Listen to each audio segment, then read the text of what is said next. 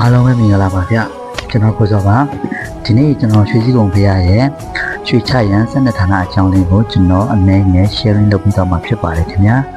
ဒီကျွန်တော်ရွှေချရန်12ဌာနတွေကဘာတွေဖြစ်မလဲဆိုတာကိုကျွန်တော်နဲ့အတူဆက်လက်နားထောင်ပြပါဦးခင်ဗျာပထမနံပါတ်1ကတော့ကျွန်တော်တို့ရွှေစည်းကုံရဲ့အထက်ထဲကအတွင်းစီတီတက်ကရွှေတပြားကျွန်တော်တို့နံပါတ်2ကတော့အပြည့်စီတီကရွှေတပြားကိုရှင်းမှန်းပြီးတော့ရွှေစည်းကုံဖေရကို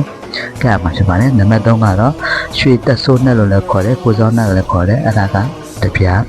နောက်တစ်ခါကျွန်တော်တို့ရွှေရောင်တပိတ်မှာကရွှေတပြားနံပါတ်5ကတော့ရွှေငချင်းမှာရွှေတပြားနံပါတ်6ကတော့ကျွန်တော်တို့ချင်းသိကြီးမှာရွှေတပြားနံပါတ်9ကတော့ကြားစိန်ကြီးနဲ့သမီးမှာရွှေတပြားနံပါတ်10ကတော့ရွှေသိန်းမျိုးမှာတပြားနံပါတ်9ရွှေစကားမှာရွှေတပြားနံပါတ်10ကတော့ပွဲမင်းကြီးဦးနေတို့မှာရွှေတပြားနံပါတ်17ကတော့ဆူတောင်းပြည့်ဖျားမှာရွှေတပြားနံပါတ်12ကတော့ဘိုးတော်တရားမှာရွှေတပြားဟူ၍ရွှေချရန်12ဌာနတို့ပဲဖြစ်ပါတယ်ခင်ဗျာထို့အကြောင်းအရာကိုကျွန်တော်တို့ကနောက်ရက်ဒီမှာကျွန်တော်ကဒီတစ်ခုချင်းစီရဲ့အကြောင်းလေးကိုအနည်းငယ်ထပ်ပြီးတော့တင်ပြသွားပါမှာဖြစ်ပါတယ်ခင်ဗျာအားလုံးကိုကျေးဇူးအထူးပဲတင်ရှိပါတယ်ခင်ဗျာ